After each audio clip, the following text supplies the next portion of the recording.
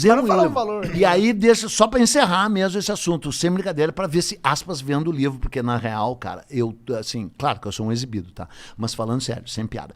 O livro era para ser de 12, para pegar de 12 a 16 anos, que já é foda, porque 12, 16, pensa tu com 12, pensa tu. Já é uma faixa ali que não é foda. Eu consegui um prodígio, cara. Eu peguei um livro que vende de 8 a 80 anos de idade. Falando sério, porque eu não fui debilóide, tipo assim, criancinha, e não fui intelectualizado, entendeu? Consegui um lance assim de charme, de pá. E além de tudo, né, o Dom Pedro era um maluco, doidão, né? Transava com todo mundo. Dom Pedro é o cara que comeu a Leopoldina? O Dom Pedro é o cara que comeu a Leopoldina e fudeu com a Leopoldina, né? Mas ele comia mais a Marquesa de Santos, né? Ele se apaixonou pela Marquesa aqui em São Paulo, né? Ele era português, mas ele era carioquésimo. Né? Ele era muito carioca. Ele veio pra cá resolver uma questão. Aquela história de uma... Cagando. De uma passagem secreta que tinha da casa dele.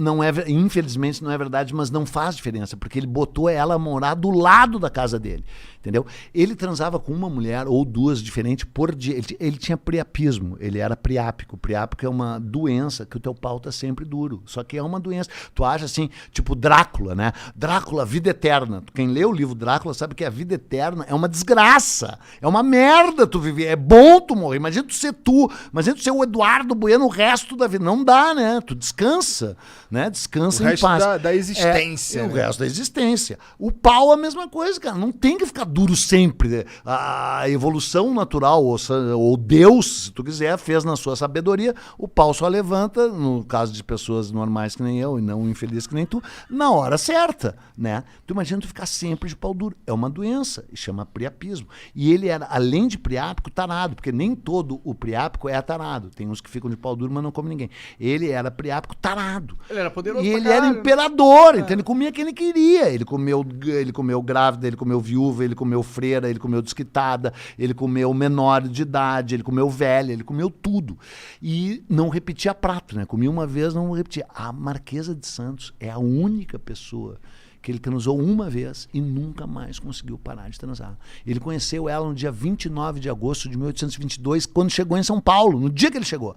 E aí ele foi para Santos, quando ele voltou de Santos ele teve uma caganeira, né? Ele estava cagando no Riacho Piranga. Mas isso é real? Real. Você sabe todos os detalhes, porque toda a comitiva que estava dele, quando descobriu que aquilo virou independência, escreveram seus diários, descreveram suas visões da história. Então tem 6 ou 7 testemunhas oculares dizendo o príncipe estava quebrando o corpo, porque ele não era imperador, ele era príncipe e regente, né?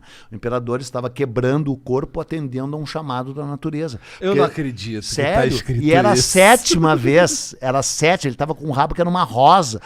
Porque é o seguinte, Jean, qual é os 2 únicos animais que cagam no rio?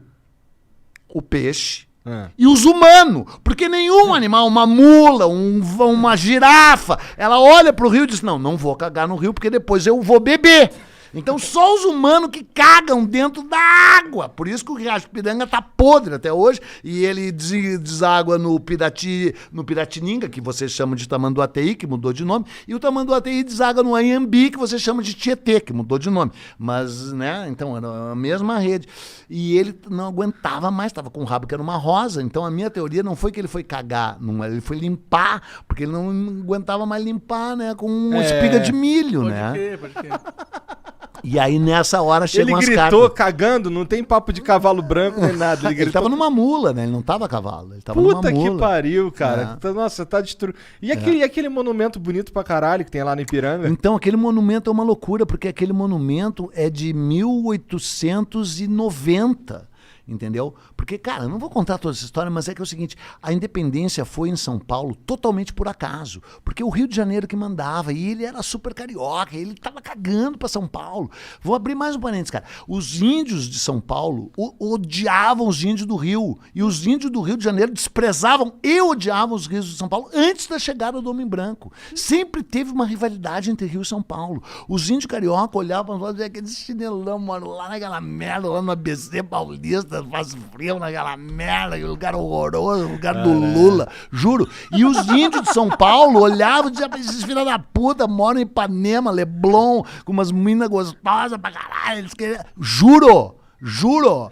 E como que tu sabe dessa porra? Porque eu não sou ignorante, eu leio e se sabe tudo. Mas como é que se sabe tudo, então? Como se sabe tudo é o seguinte, quando os caras chegaram no Rio de Janeiro e logo em seguida os franceses chegaram e se aliaram aos tamoios, que eram os índios que moravam no Rio de Janeiro. E aí tem milhões de relatos dos franceses que se instalaram lá. Entendi. Contando essas histórias que os índios de São Paulo, ou que os índios do Rio de Janeiro tinham um nojo dos índios de São Paulo. Tá?